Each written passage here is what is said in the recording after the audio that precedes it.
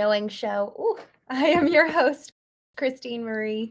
I'm excited for tonight's show. I was actually thinking about this, like, how to gain access to yourself and how to effectively lead from this authentic place. You and me. Hearing myself on Instagram. I'm excited for tonight. I was having an authentic, very organic conversation with someone tonight, and this topic came up around how to get access to the deeper parts of ourselves and how to really truly tap into the recesses of our soul. And I say soul because we know how to tap so often into the recesses of our minds. Um, and even when I say that, recesses of the mind, there's something about accessing the subconscious mind. I'm talking about cognitively. We have cultivated and tended to our intellect. We haven't done that with our emotions. So if we think about, our cognitive depth, let's say, and cognitive breadth, we have a lot more access in the circumference of that area than we do of our soul, of our emotions.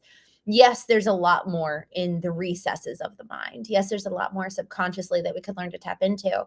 But so often once we start getting past that kind of first dimension, second dimension of the mind, I have found that I actually cannot access certain thoughts until I unlock the emotions associated with those thoughts.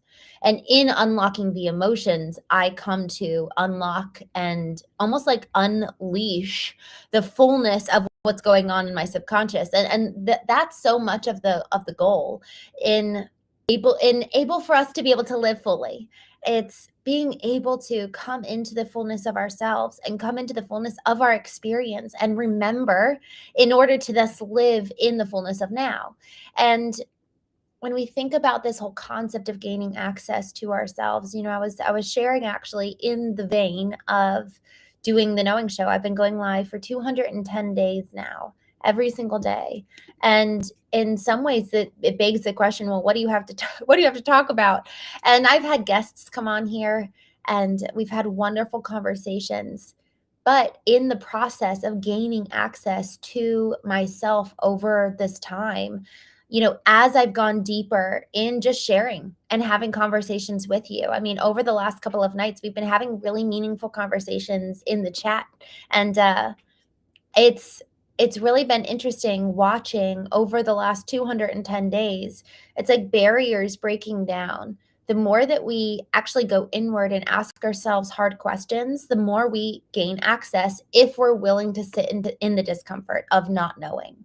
And so this whole question of how to gain a deeper access to ourselves, it really forces us to look into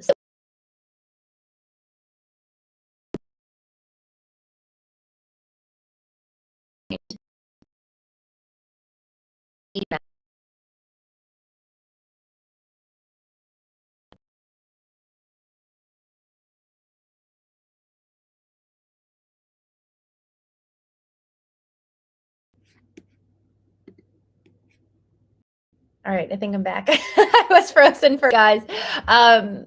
In this whole conversation, Zayed, thank you so much for joining. Niwa, good to see you. This conversation about get us to actually going to turn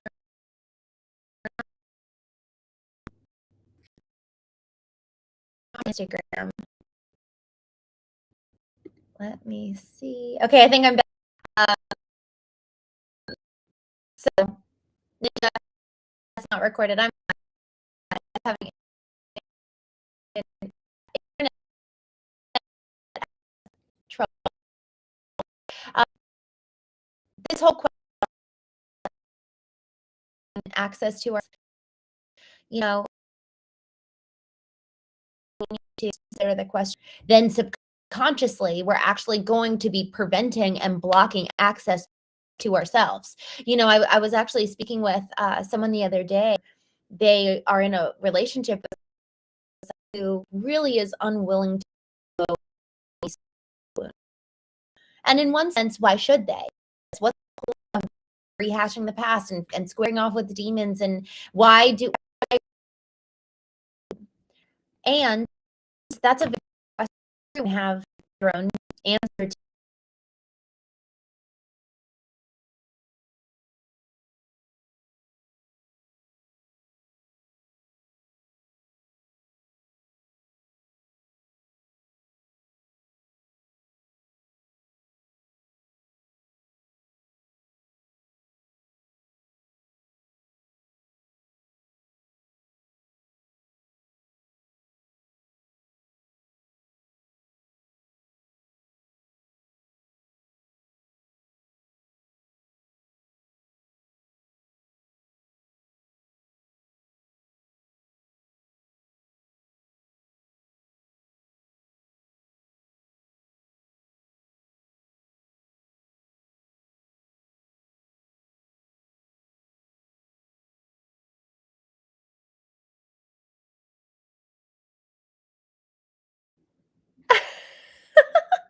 Hi guys, I'm just laughing at the comments here.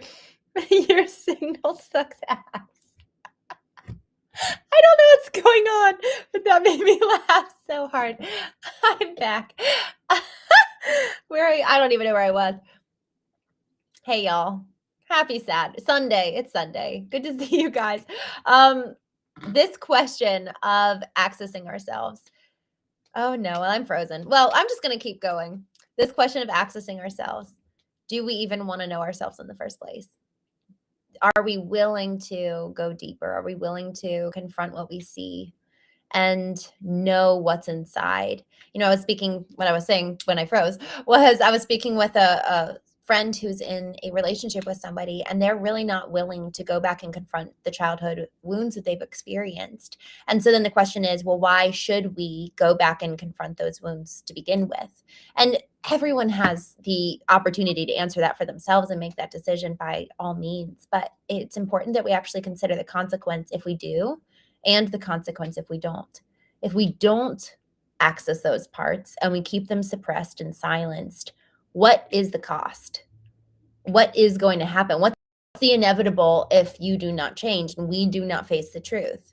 What is, like, close our eyes and imagine the future, us, 10, 15, 20 years from now, if we actually are unwilling to go back and heal what it is that we've experienced.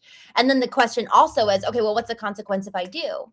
What's going to happen? Am I going to change? Who am I going to become? What will I find? And, I was talking with someone about that in their relationship with the other person, and they're experiencing the consequence of that person not going inward and doing the work to explore the pain that's there, because they're now cut off from access to that person. So us not being able to access our own selves is fundamentally preventing access from others to us. We can only let others know us to the depth to which we know ourselves. And so if we don't know, if we haven't done the work, we are ostracizing others from connection and in relationship to us. We can only go so deep. And then, on the other hand, when we consider what's the cost if I do get to know myself, well, the cost is that it's probably going to be so uncomfortable.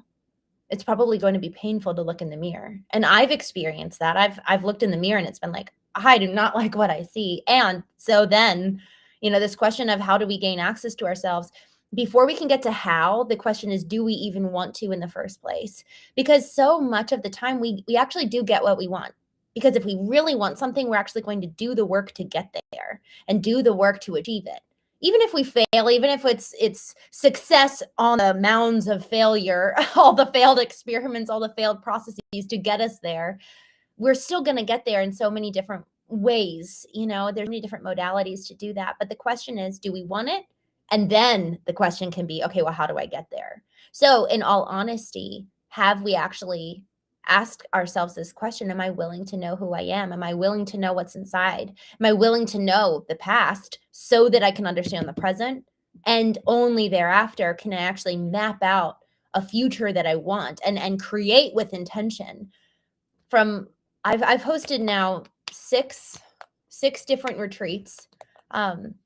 with a number of executives and folks who are leaders in their communities. And, I'm watching and listening to folks who have done a lot of the work, and also those who haven't and are new in the journey. And it's wild. They are so much more free to create a new future and create something better when they've done the work to reconcile with the past. They're no longer tethered to and tied to and in bondage to the pain of the past because they're free from it. But we can't gain freedom without actually going and confronting it in the first place.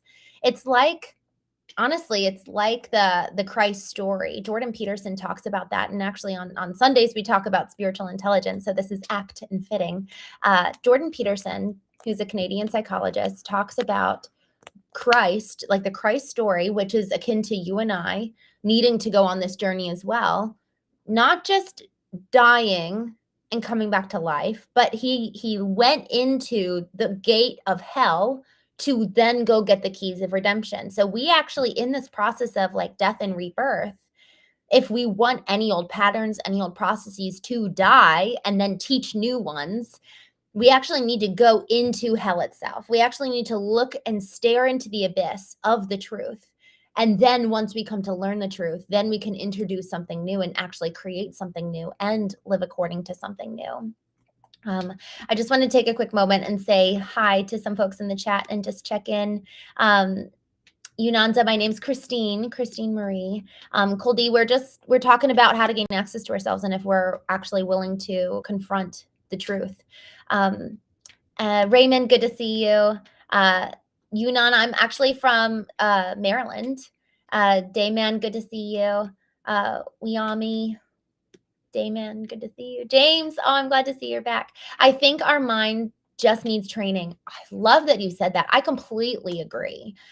That is, I actually think that at least this quarter, I've been thinking a lot about the disciplined mind and the need to be able to be in control of our mind over the last couple of months. And as I was turning the new year, I just felt compelled to read the book. What's it called? Good to Great, From Good to Great by Jim Collins. And I read this book a while ago. It's for business folks, but at the very beginning of the book, he says, folks who have read this book attribute it to success in their personal life, not just professional. So I was listening to the foreword while I was in the gym the other day, and he says, this book is in 3 pillars. The first pillar is a disciplined mind, and then it's a disciplined person, and then disciplined actions. And that is how we get from good to great. And so to your point of, I think we need to train our minds. Man, I completely agree. And conversations like the one we're having tonight, like the ones we have every morning when we go through A Course in Miracles, it is effectively taking our mind into the arena. And actually, I said this actually this morning on A Course in Miracles. So I go through A Course in Miracles every single morning, which is just like a morning little refocusing and aligning our mind, body, soul, spirit in relation to the truth. But it's a training ground of our mind.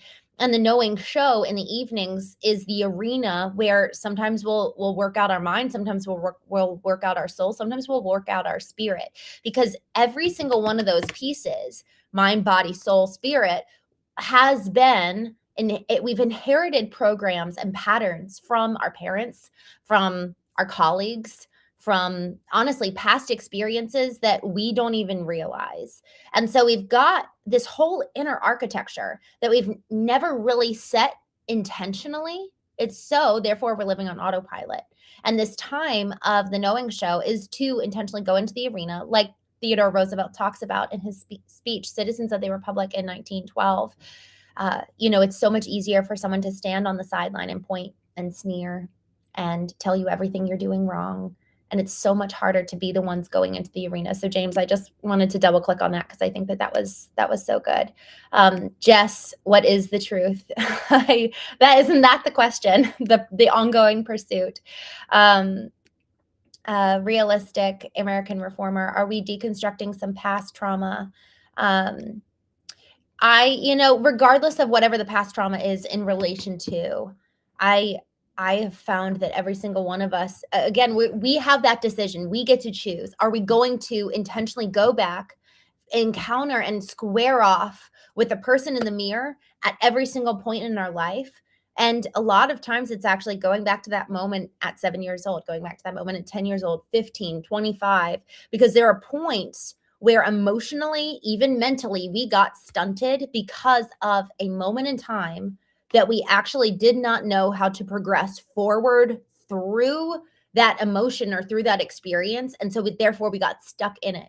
I heard someone liken emotions to a tunnel. And effectively, you've got to move all the way through the tunnel to get to the other side, and then you're free.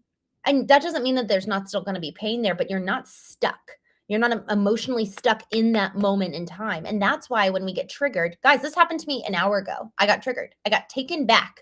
It's like all of a sudden we get thrown back in time to a moment, time, place where all of a sudden we're 10, 25, even, for some of us 50, whatever point that happened, that moment, and it could be a big T trauma, a big car accident, someone died, or it could be a little T trauma, a betrayal,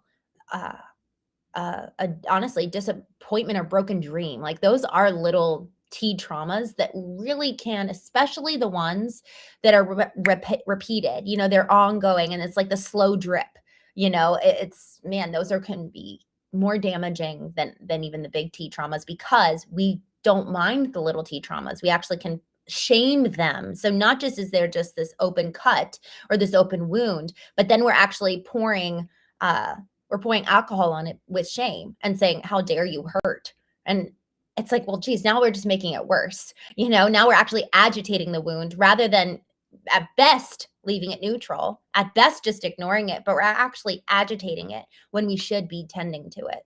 And so to that point, I actually do think that it's really necessary that we do intentionally go back and look at those moments in the past, whatever it is that we need to deconstruct. And deconstruct is a hard word. I think it's more so being curious, taking off the lens of judgment and actually putting on the lens of curiosity and looking. When we were kids, oh, I love this. Honestly, it's so fun to live this way. I try to live this way. I don't do it well or perfectly, but living like how when we were kids, where they were constantly asking why, and they were just curious. They actually were not judgmental a lot of the time when we were kids. We just wanted to know, especially when you've got 2, 3, 4, man, and they're just like, why? And you're like, shut up. And so these poor blessed children, they genuinely want to know. And I actually think that there's a lesson in there for each one of us. How do we go back with the wisdom that we have today? How do we go back and reclaim the wonder of the world, the wonder of other people, looking at the world through this lens of curiosity and big eyes, and like, I want to learn, I want to grow, and I want to cultivate myself with that mindset. Boo Boo, thank you for coming on. Carlos, good to see you. Bruce, thank you. I'm glad you're here. Grunt Father, I'm sorry. Caleb, thank you for joining. J Panama, thank you for coming on here. Dope. No, it's not. We do talk about it sometimes. Pavel, good to see you. Conrad, just scrolling through here. All thoughts. Oh my gosh, Jesse, I love what you said. All thoughts are just a fractal pattern of chemical processes. I think that is, I need to sit with that for a moment. Chemical processes. I think that they're also, well, actually, I think that you're saying exactly what I was about to say. Yeah, it's like the emotions trigger. It's like the dopamine, right, that goes on in our brain that fires the thought patterns that we have that have been established over time. There's literally chemicals going off in our brain all the time based on emotions that have been suppressed and memories that are stored in our body. There's a book called The Body Keeps the Score. And in this book, and I would encourage anyone who has been through a trauma to read this. And truly, I mean, anybody. It's a hard book, but if you want to understand, and if you're curious and you want to know the connection, physical intelligence is a real thing. Our body stores data. And so this book, The Body Keeps the Score by Bessel van der Kolk, he was a psychologist, and he was the one who coined the term post-traumatic stress disorder, because up until I think it was shortly after Vietnam, men and women who were war veterans were just being thrown in mental hospitals because people didn't know what was going on. All of a sudden, we talked about being triggered earlier, all of a sudden they'd be triggered, they'd be activated. And the past they get thrown back into the past, and they actually cannot disassociate the fact that they're not in Vietnam with bombs going off around them. I'm trying to remember exactly what the stress, is it cortisol? The stress hormone gets triggered when we actually go into fight, flight, freeze, or fawn state, when our 4Fs get activated in our nervous system, and all of a sudden our stress hormone is activated. What ends up happening is that we freeze, like our body actually freezes up so often when our nervous system goes into that state. And as we get frozen, our breath shortens and it gets less kind of fluid, and we actually cut off our circulation to the deep breathing. And in that process, that also spikes our stress hormones. And so, to your point of the chemical processes, we've got a chemical imbalance now in our brain. And so our brain then literally only knows what the body tells it so often. And so our body is telling our brain, we're back in Vietnam. And our brain's like, okay. And then we freak out. And what happens when we actually our breath circulation and we have the increase in the stress hormones, that effectively triggers short-term memory loss. It's so fascinating how it all works. And I was on the Knowing Show a couple weeks ago, no, probably 2 months ago, and someone shared how breath work, like literally just taking deep breaths, that actually reduces and brings our stress hormone down. That's why people tell little kids, take a deep breath. And we as adults could very well start practicing that, because it helps regulate our stress hormone and also brings us back into the present moment. Because otherwise, our body is throwing us into the past, and our cognitive brain is responding to what our body is telling us. So our body has data. And so if we haven't gone to the past and intentionally sat with it, we're talking about how to gain access to yourself. If we're not willing to go back to the past and sit in those big T or little t moments, those big traumas or little traumas, we're not going to be able to be prepared for when we do get triggered. And then we go back without intention to those moments. And because we've never sat with them in the first place and actually moved through the emotions, those emotions and that moment in time actually has power over us. And that person has power over us, whether it was a traumatic person, relational event, or a traumatic physical event. And so in either case, the past has power rather than us intentionally going back and learning how to do that deep breathing where it's, I know you can't see, but effectively, like if you were to place your fingers like this on your diaphragm, and your diaphragm is just below your belly button.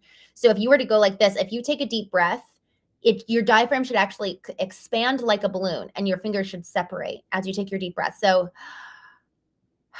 rather than your shoulders going up with every inhale, it's your diaphragm actually pushes out literally like a balloon filling up with air. And in that process of taking those deep breaths, it really calms our body down, and it actually steadies us and brings us to this place of kind of like resting heart state. And I talked about this the other day, actually. I think it's worth bringing up for those who are new here. Peter Levine wrote a book about trauma. And in the book, he actually talks about this case study where he's like, how can humans get to this point of regulation when we're under stress? Animals can do it. Animals are literally being hunted out in the wild. You'll see, a lion pounce on an antelope, carry it in its mouth back. He thinks it's dead. He drops it, goes to his, go get the family. Or actually, I think it's the lioness. I think the women are the hunters. The lionesses are the hunters.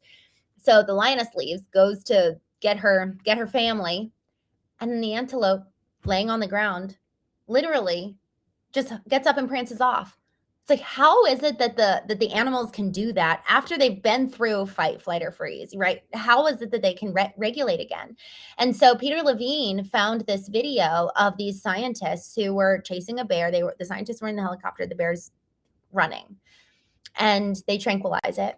And then they put him in a cage and take him back to their facility. In the facility, he wakes up and he's still in the cage. And then slowly he starts kind of tingling. And then all of a sudden he starts moving faster and faster. And then finally he's like convulsing. And it's very apparent that this bear is under great duress.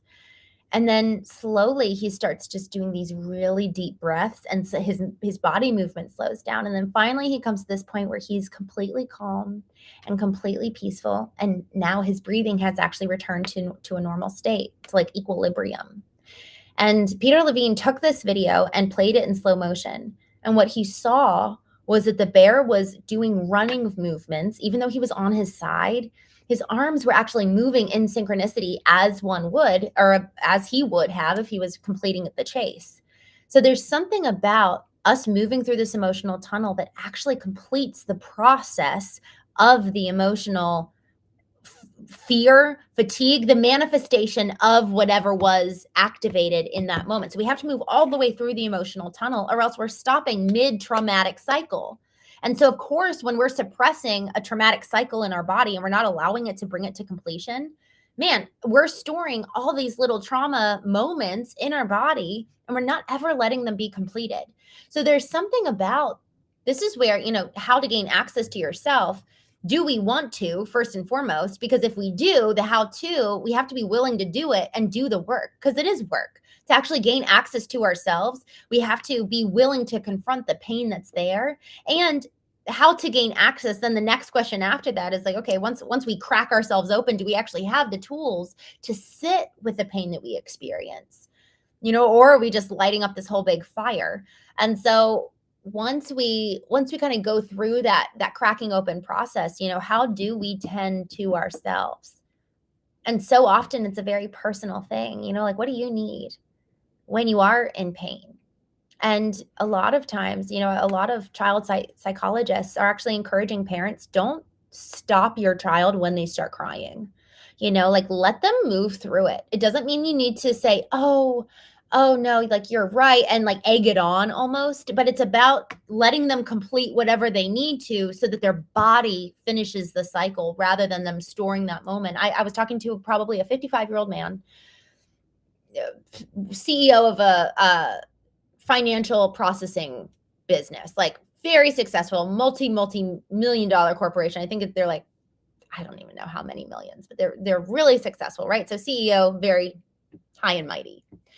And I was talking to him about, emotional intelligence. And I just saw, all of a sudden, I just saw his eyes like soften. And he was like, my mom used to tell me when I would get upset and I would start to cry.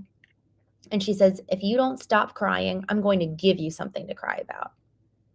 And he just looked at me. He was like, I haven't cried in 20 years. And he knew that there had been so much suppressed since then, because he's never allowed himself to either return to moments, much less in the moment, move through whatever's coming up for him. And that doesn't mean that we're crying all the time. What that means is that whenever we need to tend to ourselves, we allow ourselves to be tended to. It's like we're now becoming the parent that we needed when we were kids, that maybe we had a wonderful parent. I know I did, but they didn't know emotional intelligence. I didn't know emotional intelligence either. I'm still learning it. And I think it's a lifelong journey of not even just cultivating the tools, but actually practicing it, and guys, emotional intelligence, I'm talking about it similar as we do intellectual intelligence. We all know the alphabet. We all know the ABCs, but we don't really actually know how to tend to ourselves in the way that we need to be healthy, to engage with our kids in a way that, man, gosh, if they say one bad word, mom's going to fly off the handle or dad's going to be, going berserk. So many people are feeling like they have to exist on walking on eggshells around their family. That's awful. Do we actually know how to resolve conflict? Do we actually know how to move through the process of meeting our own needs? Or are we constantly dependent on everyone around us to make us happy and fulfilled? And this is going against it's kind of countercultural. So I'm going against what people typically say on this matter. A lot of folks are saying, love yourself, cut everybody out who triggers you. My opposition to that is, go heal those things that trigger you. And then you can actually be in relationship with people. AI companions are really taking off right now because people, they're not being triggered by them. It's actually easier to exist with AI than it is to exist with real people because we don't know how to tend to our own wounds. So with that, I just want to take a quick moment to check in on the chat. I'm sorry that I've been I'm sorry that I've been not paying attention. Brian, thank you for jumping on here. Bonnie, Gary, Chris, am I allowed to cry if I stub my toe? I don't know if you're joking, but honestly, if you need to, do it. William, emotional intelligence. Emotional intelligence, you have to have the firm foundation, psychology, social psychology, mathematical statistics yields the field.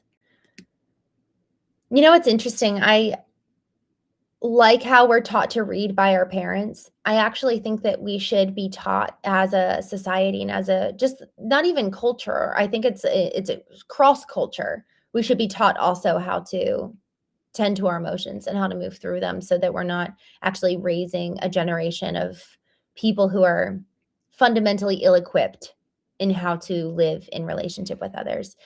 Brian, I see that you say emotional intelligence is the key. I completely agree. Easy one. Thank you for joining. No, I'm not. I'm not degreed. I actually don't think that there's a degree you can get on intellectual intelligence. I haven't found anyone who's degreed on the subject of emotional intelligence where there's not anything. How do I want to say this? Getting a degree on a very general, broad human experience, you know, the experience of being emotionally healthy, because it touches every area of your life. It really is similar to like, okay, do I actually know my body? Do I know my emotions? Do I know my spirit? Do I know my intellect? And am I cultivating those things? So it's not about having a proficiency or an accolade. It's about, do I have the experiences to actually feed into the way that I'm living in relationship with other people? Am I actually having, honestly, look at your wake. Are we causing damage in our wake? Are people experiencing love? Are people experiencing fear? I think that's actually one of the most telling things. What does your wake look like? So letting your own experience and wake be a testament for each one of us when it comes to our experiences, you know, and then that's another question of, are we actually looking at the impact we're having on other people? Are we bringing light and life into the room, or are we just kind of tending to bring people down? And so with that question of look at your wake, it crosses, you know, it transcends this conversation. Look at it in the business, look at it in the family, look at it in your personal life, look at it, frankly, even with friends. And are you consistently showing up the same way? So going back to this question of how to gain access to yourself, we have to start with that question. Do we even want access in the first place? What's the cost of not knowing? And then what is the cost of knowing? I saw the cost. If I did not do the work to come to know who I am and actually access me, I just could see, it was like I saw her so clearly. I saw this like bitter woman that I would become, constantly blaming everybody else for my problems or anything wrong in my life. I would be the victim, and I would fundamentally be unable to walk in who I was made to be, who I was created to be. So if we're not willing to come to know who we are and access the pain that we've experienced, I've seen this so firsthand that we're not able to walk in the fullness of who we were created to be in the first place. We're fundamentally stunted at that point. Oh, Tommy, I'm so glad to see you. Oh, yay. I'm so happy you're here. Brian, thank you. Don't forget to like and subscribe. Thank you, my friend. That was very kind. Steve, good to see you. Tommy, I love this. Never apologize for being you. I agree. That's good. Thank you for saying that. Billy Savage, good to see you.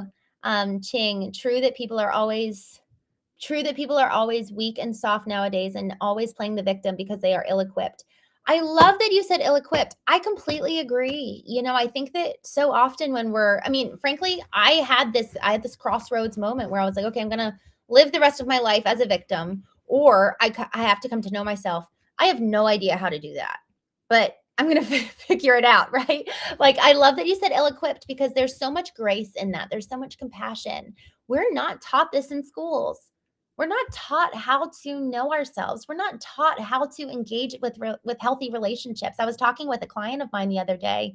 I was in St. Louis visiting them, and, we were talking about how so much of leadership is just relational. It's learning how to be emotionally intelligent, because leading a group of people means managing emotions, managing expectations, bringing unity, getting everybody on the same page, dealing with conflict. Leadership is not just about strategy. Man, is it a people business. And so if we don't know how to lead ourselves, it's going to be a high risk for us to be leading others. Jose, thank you for joining. Roger, David, Chief X, good to see you. Just looking through here. Jake, thanks for coming on here. Tommy, I love this. You said, look at your wake. I say this all the freaking time because of my sailing experience. It is so important to look behind and ask all those important questions. And of course, give yourself room for all the wins we forget about in our wake. I love that. Kasem would be proud. So Tommy, what you just said here, looking at our wake, not just for negative, what's the negative impact, but what's the positive impact? 2 days ago, I talked about the through line of experience. I was writing my resume for the first time in 6 years, and I was like, man, like there's a lot that this actually has to tell me. What are the peaks? What are the valleys? What's the consistency there? So to your point about the wins, what are the wins in our lives, and how can we actually do more of that? So this book, From Good to Great, he talks about, don't stop doing what's working. Don't stop doing the very things that got you to good in the first place. If you're ready to get to the next level to great, keep doing the things that have gotten you to this place, to begin with, until you have proven that they're no longer useful. But don't stop just because you're looking for a change. So I'm so glad that you said that. Philly, I see your comment. I tell people sometimes you have to go through life like a roller coaster. I love that analogy of the roller coaster, because isn't that so true, that that's so much of what life is going through the ups and downs. And that whole concept, that's what makes life exciting. And yeah, it was funny. Tonight I said to a friend of mine, I was like, I want to be impervious. I want to be impervious and be able to maintain peace. And they're like, no, you don't. You want to experience life and have the full experience. And I'm like, you're right. I actually don't want to not have the joy, because if I want to have the joy, if I want to have those wins, to Tommy, your point, we also have to feel the pain. But if we're unwilling to feel the pain, the likelihood that we're unable to feel the joy is just as equal in measure. I mean, I found that to be so true when my brother-in-law was killed. My sister and she had a 3-week-old baby girl at the time. And so when my baby niece, she moved in with us. So when she took her first step, when she had, I remember her first belly laugh.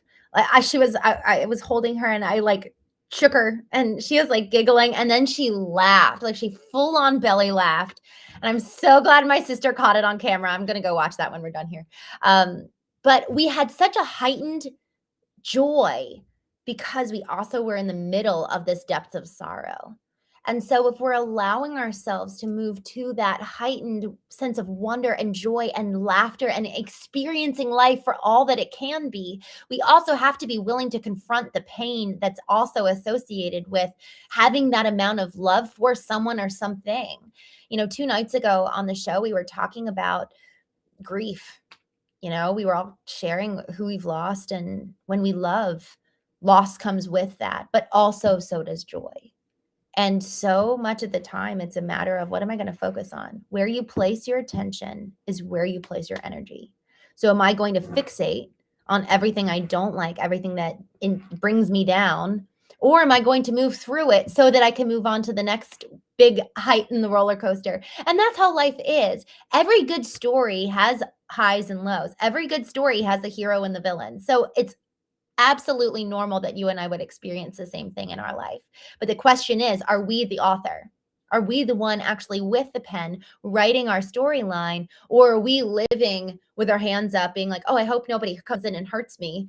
And that is the position of the victim. And it's also the position of the victim to live in reaction to the past and projecting what happened back then onto the future. But if we've healed from the past, we're going to be able to experience hope for a better future because we're constantly changing. We're effectively training our bodies to feel safe with us, that we're rewriting what's going to be happening in the rest of our lives because we're healing from the past. With every healed wound, we are creating something new. And that's the beauty of taking up the author pen and writing our story. There's this movie, I think it's called the Christmas Story or the Christmas Carol, and it's with Dan Stevens. And he's taking the role of Charles Dickens in the movie, writing the novel, The Christmas Carol. And in the movie, every single time he's writing, so he's the author, the characters come to life in his mind's eye, and he's writing the story, and the characters are like trying to help him write it because they're so alive to him and so vibrant. We write our life, and if we're not careful, the past is the one writing down the future.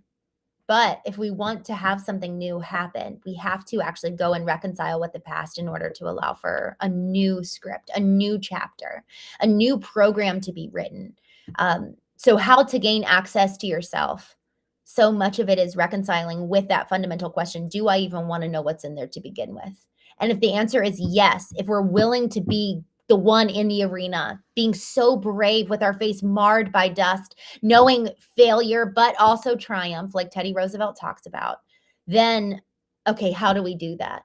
So much of it is actually setting aside the dedicated time, a container of time, as someone I love very much says, a container of time. For me, it's in the morning and at various other parts throughout the day, but a container of time to go and sit with, how am I doing? And y'all, if you want, I've got 21 days. I call it vertical alignment. It's my process of bringing my mind, body, soul, spirit, all of it under and into alignment, under the hierarchy of my own ideal. Who do I want to be at the end of my life? So looking at this story that I'm writing, at the end of my life, who do I want to be?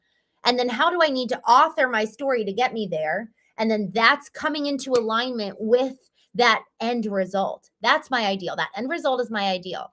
But it's subservient to who God says that he made me to be, what his call is on my life. And I've chosen that. I've chosen to come under subservience to God. And so that's the hierarchy. And so every single morning, it's taking time to come into alignment. And so if you go to verticalalignment.com, I've got 21 days. It's free. No hooks, no nothing. Just go. I wrote it for my birthday as a gift. 21 days, every single morning you'll receive something in your email. And it's just an example of my own morning process where I bring myself into alignment. I address my spirit, I address my soul, I address my physical body, because every single intelligence has data. Every single intelligence is going to be operating based on the past until we bring it into our consciousness. And it's like taking the thought, taking the emotion and pulling it out, putting it on the table and being like, what's going on with that? And then once we actually do that, we can either move through the emotion or take the thought and say, you know what, that's not who I want to be. That's not in alignment with how I want to live my life. And so then the question is, what goes in its place? We have to plant a new seed. James Allen wrote the book, As a Man Thinketh. It very much so is the same with every part of us. An old belief system. What do we want it to be in its place and in its stead? So with that, I know that I've been online for a little bit, so I'm going to hop off. I actually need to go to a show, but it's really good to see you all. Thank you so much for joining. Tommy, I just saw you on LinkedIn. You said Cossum's Containers, KK. I love that. I am behind in my goal in putting those into place first thing tomorrow. Do it. I love that. Y'all take the time to figure out if you want to gain access to yourself. Take time to meet with yourself every single day. Are you actually taking time to sit with yourself without any other external inputs? Because we ourselves can be our own input. The Latin root of intuition is intuere, and that means to be taught from within. We get to be taught from within. There's like mysteries somehow, some way that we know deep, deep inside. That's what intuition is. It's like we don't know how, but somehow we know. But if we're not giving that time and space to speak to us, we're just going to be regurgitating everyone else's words. using their benchmarks as our success, when frankly, the way that they're living isn't at all who we want to be at the end of our lives. So working backwards, who do I want to be? And then how do I actually create a life that I love, that I'll be proud of at the end of my life? So with that, thank you all so much for joining. Have a wonderful evening. Thank you, C. Martin. Good to see you. Jesse, thank you for staying on here. Leonard, good to see you. I love that. Eat a caloric deficient and go work out. I don't know if you meant to say diet.